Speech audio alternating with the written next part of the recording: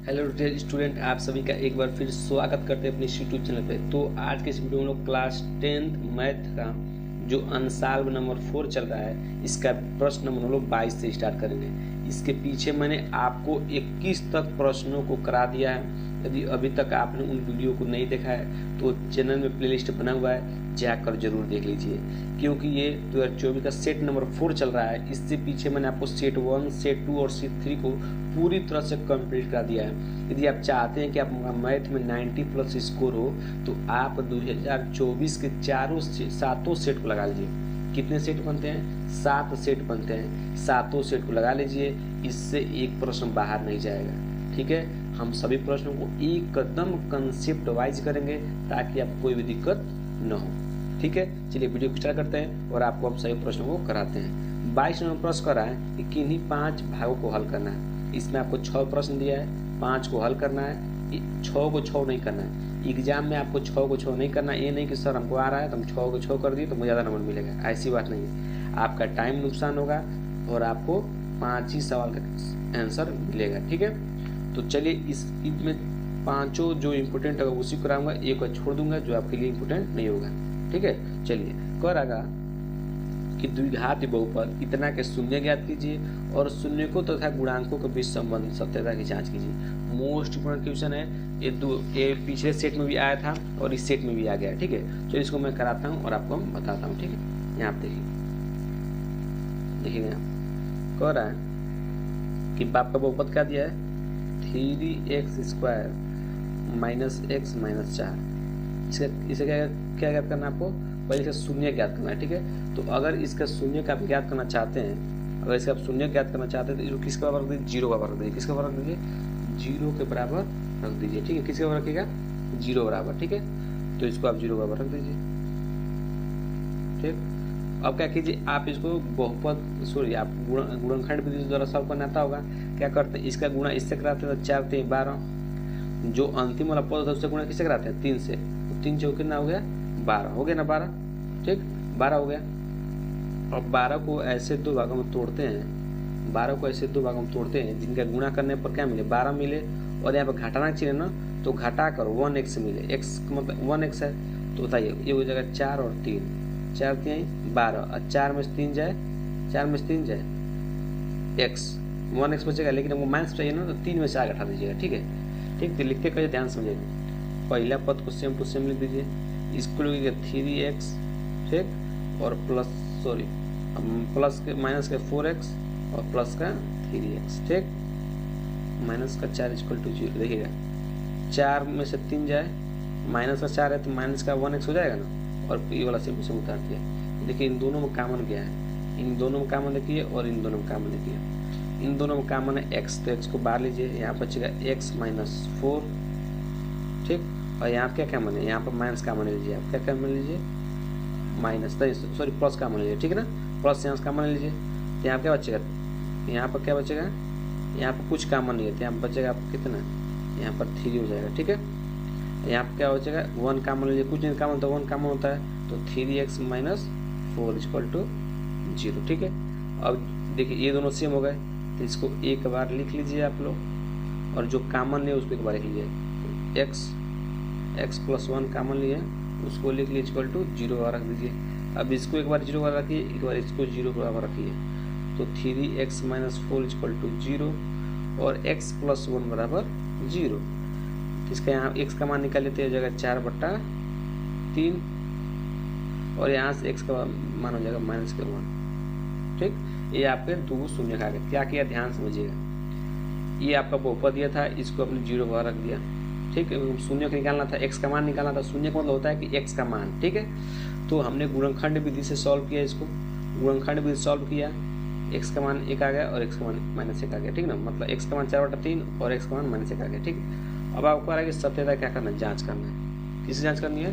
सत्यता की जाँच करनी है। ठीक है, तो यहाँ पर लिखिएगा, यहाँ पर लिखना है सत्यता की जाँच। क्या लिखनी है? सत्यता की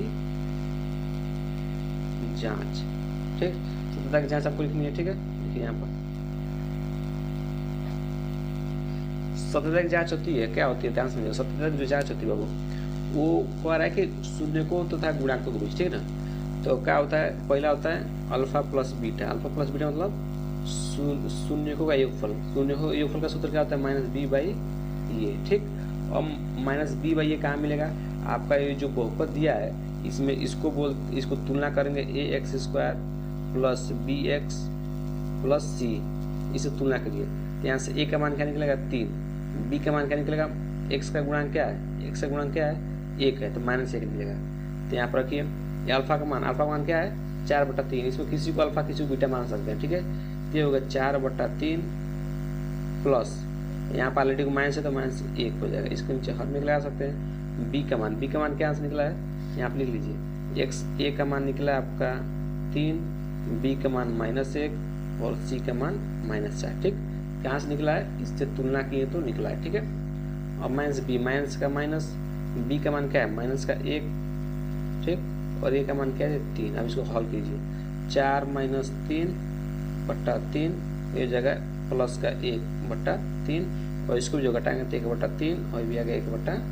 देखिए दोनों बराबर आ गया कि नहीं आ गया, दोनों बराबर आ गया ना, तो इसी को बोल सकते थे कि जांच। ठीक है, शून्यकों का योगफल बराबर होता है माइनस बी बाई ए, सूत्र याद रखिएगा। ये हो गया योगफल। अब आप लोग एक जांच कीजिएगा, क्या जांच करना आप लोगों को, शून्यकों का गुणनफल। तो इसका सूत्र होता है अल्फा इंटू बीटा बराबर होता है सी बाई ए का। ठीक, बस मान है कि अल्फा का मान कितना दिया है 4/3, बीटा का मान कितना दिया है -1, सी का माइनस का मिला है -4, और ए का मान क्या है 3 है। इसको आप लोग सॉल्व करिए, इसको आगे सॉल्व करिए तो देखिएगा ये भी दोनों क्या आ जाएंगे, बराबर आ जाएंगे। देखिए यहाँ पर ये जगह -4/3, ये भी जगह -4/3। देखिए दोनों बराबर आ गया कि नहीं आ गया, तो इसी को बोलते हैं सत्यता की जांच। ठीक है, कुछ नहीं किया, एक बार ध्यान से देखा कि हमने यहाँ से आपको शून्य के निकाले, यहाँ से किए हैं शून्य के निकाले हैं एक्स का, इसको आप अल्फा मान लीजिए, इसको आप बीटा मान लीजिए, किसी को अल्फा किसी को बीटा मान सकते हैं। ठीक, अब सत्यता की जांच करने के लिए 2 तरीका होता है, एक आप शून्यकों का योगफल जांच कीजिए और शून्यकों का गुणनफल चेक कीजिए। शून्यकों का योगफल का सूत्र होता है माइनस बी बाई ए, यहाँ पर अल्फा प्लस बीटा का मान निकाले ही थे, माइनस बी बाई ए कहाँ से आया है, इस बहुपद की तुलना की है X square plus B X plus C से। आइए हो गया शून्यकों का गुणनफल। ठीक है, चलिए इस तरह अब अगले प्रश्न को करते हैं। अगला प्रश्न देखिएगा, अगला प्रश्न भी बहुत इंपॉर्टेंट क्वेश्चन है, इसको ध्यान दीजिएगा। अगला प्रश्न क्या है, अगला प्रश्न देखिए आप लोग। अगला प्रश्न कह रहा है ख नंबर के निम्नलिखित रैखिक समीकरणों के युग्मों को हल कीजिए। इस आपको 2 रैखिक समीकरण युग्म दिए चुका करना है, हल करना है। ठीक है, कैसे हल करना उसको मैं आपको बताता हूँ। ठीक है, ध्यान देखिएगा। यहाँ पर सबसे पहले क्या लिखिए कि इसको आप लिख लीजिए, यहाँ पर हल कर रहे हैं, इसी तरह आपको एग्जाम में भी लिखना है। ठीक है, यहाँ देखिए हल कर रहे हैं 0.2x प्लस 0.3y बराबर 1.3, इसको समीकरण 1 मान लीजिए, और 0.4x plus minus 0.5y equal to minus का 1.7, समीकरण क्या मान लीजिए 2 मान। देखिए क्या करना आपको, देखिएगा कि इस यहाँ भी दशमलव, यहाँ भी दशमलव, यहाँ दशमलव, सब में मतलब दोनों समीकरण में दशमलव है। तो क्या कीजिए आप लोग दशमलव को पहले हटा लीजिए। ठीक है, दशमलव क्या कीजिए हटा लीजिए। ठीक है, सब में दशमलव किधर को अंक है, 1 अंक है, 2 3 3 7 सब में 1 अंक है ना। तो लिखिएगा समीकरण 1 में, समीकरण 1 व 2 में 10 से गुणा करने पर, 10 से गुणा करने पर, ठीक, जैसे गुणा करेंगे तो दशमलव क्या आ जाएंगे, हट जाएंगे। ठीक, तो ये बचेगा 2x plus 3y equal to 13, यहाँ बचेगा 4x plus 5y equal to minus का 17। ठीक, ठीक है, यहाँ तक कोई दिक्कत, यहाँ तक कोई दिक्कत नहीं होनी चाहिए। ठीक है, अब आगे देखिए आप लोग, आगे क्या करना है आपको, अब इसको आप विलोपन विधि से हल करना है। विलोपन विधि से कैसे किया जाता है कि किसी एक पद को क्या करना होता है, गायब करना होता है। क्या करना होता है, गायब करना होता है। तो गायब करने के लिए क्या होना चाहिए, कोई एक पद यहाँ सेम टू बराबर होना चाहिए। ठीक है, अगर यहाँ पे 2x है तो यहाँ पे 2x होना चाहिए, यहाँ 4x है तो यहाँ 4x होना चाहिए, तभी दोनों कटेंगे। ठीक है, तो क्या करना है आपको, कुछ नहीं करना है, इसमें ध्यान से देखिए क्या करना है आपको, क्या करना है कि आप में इसमें 2 से गुणा करना है। किससे गुणा करना है, 2 से। किससे गुणा करना है, 2 से। जैसे आप 2 से गुणा कराएंगे इसमें तो क्या हो जाएंगे, बराबर हो जाएंगे। देखिए कैसे लिखेंगे, ठीक, लिखिएगा यहाँ पे लिखिएगा समीकरण ठीक, यहाँ पर भी मत लिखिएगा। इसमें समीकरण इसको 3 मान लीजिए, इसको 3 मान लीजिए और इसको 4 मान लीजिए। ठीक है, ठीक है, इसको 3 मान लीजिए, इसको 4 मान लीजिए। ठीक है, अब क्या लिखिएगा, समीकरण 3 में 2 से गुणा करने पर, 2 से गुणा करने पर, ठीक। अब गुणा कीजिए, जैसे आप गुणा करेंगे तो क्या होगा, ध्यान समझिएगा। यहाँ पर क्या होगा, इसमें गुणा कीजिए तो हो जाएगा 4x प्लस 6y, ये हो जाएगा 26। इसको सेम टू सेम लिख दीजिए, 4x प्लस का 5y माइनस का 17। देखिए इसमें ये वाला पद बराबर हो गया ना, तब क्या करना है, इसको घटा दीजिए, घटाएंगे तो चिन्ह बदल जाएगा। ठीक है, यहाँ प्लस, यहाँ माइनस, यहाँ माइनस, यहाँ प्लस। ठीक है, पहला पद कट जाएगा। ठीक है, अब 6 5 कितना होता है, प्लस माइनस। ठीक है, आगे देखिए प्लस, यहाँ पर क्या होगा, देखिए माइनस, सॉरी यहाँ माइनस है ना, देखिए यहाँ पर माइनस है, यहाँ भी माइनस है, यहाँ माइनस है। ठीक है, तो यहाँ क्या हो जाएगा प्लस, तो 6 5 कितना हो जाएगा 11y, और यहाँ क्या हो जाएगा, इसको जोड़ेंगे तो हो जाएगा 33। ठीक, तो यहाँ से y का माना क्या आ जाएगा, 3 आ जाएगा। क्या y के यहाँ से क्या माना जाएगा, 3 आ जाएगा। ठीक है, तो इसको आप सॉल्व करेंगे तो क्या हो जाएगा, आपका y का मान 3 आ जाएगा। ठीक है, 11 इधर गुणा में देखिए, किसमें भाग में, तो कट जाएगा तो 3 आ जाएगा। ठीक है, ठीक। अब देखिए क्या करेंगे यहाँ पर, अब क्या करेंगे, अब y का मान आप समीकरण 3 में या 4 में किसी में रख दीजिए, आपका x का मान निकल जाएगा। ठीक है, ठीक है। अब देखिए क्या करेंगे, समीकरण 3 में रख दीजिए, तो यहाँ पर लिखिएगा y का मान समीकरण 3 में रखने पर, समीकरण 3 में रखिए पर 2x प्लस, देखिए यहाँ पर हो जाएगा 3, ये हो जाएगा 3 मान रखिए, इक्वल टू 13, 2x प्लस 3 तरीके 9, यहाँ हो जाएगा 13, 2x इधर 9 हो जाएगा, कितना हो जाएगा माइनस का हो जाएगा, 13 माइनस 9, तो 2x बराबर कितना हो जाएगा, 13 में से 9 हो जाए 4, यहाँ से x का मान आ जाएगा 2। ठीक, ये आपका क्या होगा, आंसर होगा। ठीक है, कुछ यहाँ ध्यान समझिए, पहले क्या किया था, ये दशमलव के रूप में दिया था, किस में दिया था, ये दशमलव के रूप में दिया था। ठीक, क्या किया हमने, सबसे पहले यहाँ पर दशमलव हटाया, तो दशमलव हटाने के लिए हम क्या किए, दोनों में 10 से गुणा कर दिए, तो यहाँ पर दशमलव को हट गया। ठीक है, अब हमने यहाँ पर विलोपन विधि तब लगाते हैं जब कोई एक पद क्या बराबर, या तो y वाला पद बराबर हो या x वाला पद बराबर हो। ठीक है, तो हमने क्या किया, समीकरण जो 3 है इसमें हमने 2 से गुणा कर दिया, तो x वाला पद बराबर हो गया। ठीक है, अब हमने क्या किया, समीकरण 3 और 4 का कर दिया, घटा दिया। ठीक है, 3 और 4 का कर दिया, 3 और 4 में सॉरी नहीं, ये जो बना नया समीकरण इसको क्या रखते हैं, हमने घटा दिया है, तो घटाते तो चिन्ह बदलता है, यदि यहाँ प्लस यहाँ माइनस, यहाँ माइनस होता है प्लस, यहाँ माइनस होता है प्लस, बाकी कटा काट दिए, यहाँ पर x और y का मान क्या हो गया, आपका निकल गया। बहुत आसान प्रश्न है, इसको कर लीजिएगा, इंपॉर्टेंट प्रश्न है ये। ठीक है, चलिए तो अब अगला प्रश्न करते हैं। अगला प्रश्न ध्यान समझिएगा, अगला प्रश्न क्या कह रहा है, अगला प्रश्न आपका है बाबू, सिद्ध कीजिए कि, ध्यान समझिएगा, ये भी 2024 का जो सेट नंबर 1 था उसमें भी आया प्रश्न। क्या कह रहा है, ध्यान समझिएगा, इसको कह रहा है कि सिद्ध कीजिए कि बाह्य बिंदु से वृत्त पर खींची गई स्पर्श रेखाएं लंबाई में बराबर होती है। ठीक ना, इंपॉर्टेंट प्रश्न है, इसको याद रखेगा। ठीक है, इसको मैं एकदम आराम से करा रहा हूँ, कोई दिक्कत नहीं होगा आज के बाद इस प्रश्न में। ठीक है, देखिए क्या कह रहा है, प्रश्न क्या कह रहा है कि सिद्ध कीजिए, मान लीजिए एक वृत्त है, क्या है बाबू, एक वृत्त, यहाँ ध्यान से देखिएगा, यहाँ देखिए, यहाँ पर देखिएगा ध्यान से। ठीक, एक वृत्त है, क्या है, एक वृत्त है। ठीक, एक वृत्त है, ये मान लीजिए इसका केंद्र है, इसका केंद्र O है। ठीक, अब इस वृत्त कहीं भी एक बाह्य बिंदु, इस वृत्त के चारों तरफ कहीं एक बाह्य बिंदु है, मान लीजिए बाह्य बिंदु यहाँ पर। ठीक ना, यहाँ पर इस पर क्या खींच रहे हैं, स्पर्श रेखा खींच रहे हैं। ठीक, स्पर्श रेखा क्या होती है, जो वृत्त केवल कितने बिंदु काटे, एक बिंदु काटे। ठीक ना, तो मान लीजिए बिंदु P है, ये R हो गया। ठीक, और यहाँ पर भी एक स्पर्श रेखा खींचा, क्या हो गया, यस हो गया। ठीक, और इसको इससे मिला दीजिए और इसको इससे मिला दीजिए। ठीक, इतना हो गया। ठीक, डायग्राम समझे ना, कह रहा है कि एक वृत्त है, वृत्त के एक बाह्य बिंदु, कहीं भी वृत्त के चारों तरफ एक बाह्य बिंदु स्थित है, जिससे क्या हुआ, इस वृत्त पर स्पर्श रेखाएं खींची गई है। क्या खींची गई है, स्पर्श रेखाएं खींची गई है। ठीक है, अब सिद्ध करना है कि दोनों स्पर्श रेखाएं क्या, ये दोनों बराबर है। ठीक है, तो कैसे करना ध्यान समझिएगा। सबसे पहले क्या करना, आपको रचना करना पड़ेगा, एक प्रश्न रचना करना पड़ेगा। रचना क्या पड़ेगा कि आप ओ को पी से मिला दीजिए, चाहे पी को मिला दीजिए, ठीक। अब यहाँ पर आपको दो त्रिभुज दिखाई दे रहे होंगे, पी ओ आर और पी ओ एस। इन दोनों त्रिभुज को सर्वांगसम सिद्ध करेंगे। जैसे जब दो त्रिभुज सर्वांगसम होते हैं तो उनकी सभी भुजाएं क्या होती है, आपस में बराबर होती है, ठीक। उससे पी आर बराबर पी एस लिख देंगे, ठीक है। कैसे लिखना है उसको मैं आपको बताता हूँ, ठीक है। सबसे पहले यहाँ लिखना है हल, क्या लिखना है, हल, ठीक। हल में क्या लिखना है, दिया है। पहले क्या दिया आपको, क्या किया, दिया है, लिखिएगा दिया, ठीक, लिखिएगा दिया है, ठीक है।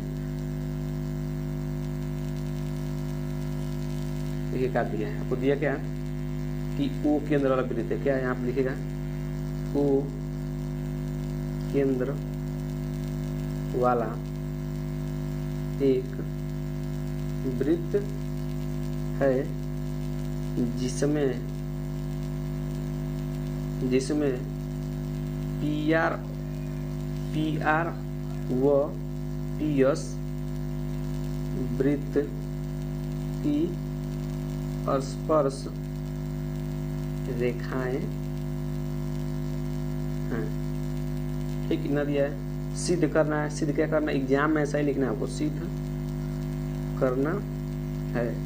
सिद्ध क्या करना है कि जो पी आर है, पी आर बराबर पी एस, यही तो सिद्ध करना है कि जो पी आर है मतलब ये स्पर्श रेखाएं आपस में क्या होती है, बराबर होती है, ठीक है। ये सिद्ध करना है। अब यहाँ पे लिखेंगे सिद्ध, क्या लिखेंगे, सिद्ध। सिद्ध में क्या किया, सबसे पहले आपको रचना किया, रचना किया तो इसको भी लिख दीजिए ताकि एग्जामों को पता चल जाए। रचना क्या किया है कि पी को ओ से मिलाया, पी को किससे मिलाया, ओ से मिलाया, ठीक। बस अब देखिए, अब आप लीजिए त्रिभुज पी ओ आर व त्रिभुज पी ओ एस में। अब इन दोनों त्रिभुज क्या करेंगे, सर्वांगसम सिद्ध करेंगे। सर्वांगसम जैसे हो जाएंगे तो क्या कर देंगे हम कि पी आर बराबर पी एस, ठीक। सर्वांगसम सिद्ध करने के लिए आपने पढ़ा होगा 9th क्लास में साइड एंगल साइड एक नियम पढ़ा होगा ना, वही लगा देंगे, ठीक है। देखिए यहाँ पे लिखेंगे कि जो ओ आर है वो ओ एस के बराबर होगा, क्यों, क्योंकि वृत्त की क्या है, वृत्त की त्रिज्या है, क्योंकि त्रिज्या सब बराबर होती है, नहीं बराबर होती है। यहाँ से ओ एस ये भी त्रिज्या है और ओ आर ये भी तो त्रिज्या है, यहाँ तक बस ओ आर ले रहे हैं, ठीक। तो वृत्त में जितना भी त्रिज्या होती है सब आपस में बराबर होती है, तो मैंने लिख दिया ओ आर बराबर ओ एस, वृत्त की त्रिज्या है, ठीक। अब क्या है, यहाँ पर ओ पी बराबर ओ पी है। जब इस त्रिभुज को लेंगे, इस त्रिभुज को जब लेंगे तो इसमें भी ओ पी आ रहा है ना, और जब इस त्रिभुज को लेंगे तो इसमें भी क्या आ रहा है, ओ पी आ रहा है, तो दोनों में कॉमन हो गया, तो लिखेंगे ओ पी बराबर होगा ओ पी उभयनिष्ठ, मतलब कॉमन है, ठीक। देखिए यहाँ पर भी 90 अंश का कोण बन रहा है, यहाँ पर भी 90 अंश का कोण बन रहा है, ठीक। 90 अंश कोण बन रहा है, समझ रहे हैं यहाँ तक ना, कोई दिक्कत नहीं होनी चाहिए। क्या है यहाँ पर कि देखिएगा, यहाँ पर 90 अंश के यहाँ भी कोण बन रहा है, 90 अंश के यहाँ, क्योंकि जो वृत्त होती है, इस वृत्त की जो त्रिज्या होती है वो स्पर्श रेखा क्या होती है, लंब होती है। तो लिखेंगे यहाँ पर कोण पी आर ओ बराबर कोण पी ओ एस, क्या है, दोनों 90 डिग्री, ठीक। अब यहाँ पर बस क्या लिखना है, आर एच एस सर्वांग समता नियम से, आर एच एस, ठीक है। आर एच एस क्या होती है कि क्या होती है, कोई भी एक भुजा बराबर हो, ठीक, और यहाँ क्या हो, जो कण हो, कण हाइपोटेनियस, एच में क्या होता है, हाइपोटेनियस, ठीक है। हाइपोटेनियस कण कण बराबर होता है, इस कण ही ने 90 के सामने भुजा क्या होती है, कण होती है, दोनों में कण बराबर है, ठीक, और एक भुजा बराबर है, ठीक है। तो लिखेंगे आर एच एस सर्वांग समता नियम से, सर्वांग समता नियम से, ठीक, नियम से हो गया। अब क्या करेंगे, अब बस त्रिभुज पी ओ आर सर्वांगसम है, किसका साइन है, सर्वांगसम साइन है, सर्वांगसम है त्रिभुज पी ओ एस के, ठीक। जब दो त्रिभुज सर्वांगसम होती है तो उनकी भुजाएं बराबर होती है, तो लिख दिएगा पी आर बराबर पी एस, हमको यही चाहिए, पी एस, बस यही चाहिए था हमको, यही क्या हो गया, इति सिद्धम, ठीक। तो ये कितना आसान था, कोई कठिन नहीं था बाबू। क्या किया हमने, पहले हमने जो दिया था उसको लिख लिया है, सिद्ध करना था उसको लिख लिया है, रचना किया कि ओ को पी से मिलाया। जब तक रचना नहीं करते तब तक प्रश्न आगे नहीं बढ़ता। ठीक है, रचना किया, दो त्रिभुज लिया, दोनों त्रिभुज को सर्वांग सिद्ध किया। जैसे दो त्रिभुज सर्वांग सम होते हैं तो उनकी भुजाएं क्या होती है, आपस में बराबर होती है। हमको वही चाहिए था, हो गया। ठीक है, तो इस वीडियो हम लोग बस मात्र इतना ही तक प्रश्न रन देते हैं। इसके आगे वाले वीडियो में इसका अगले वाले प्रश्न को कवर कर लेंगे। ठीक है, चलिए मिलते हैं अगली वीडियो में। वीडियो अच्छा लगा हो तो वीडियो को लाइक और चैनल सब्सक्राइब जरूर कीजिए।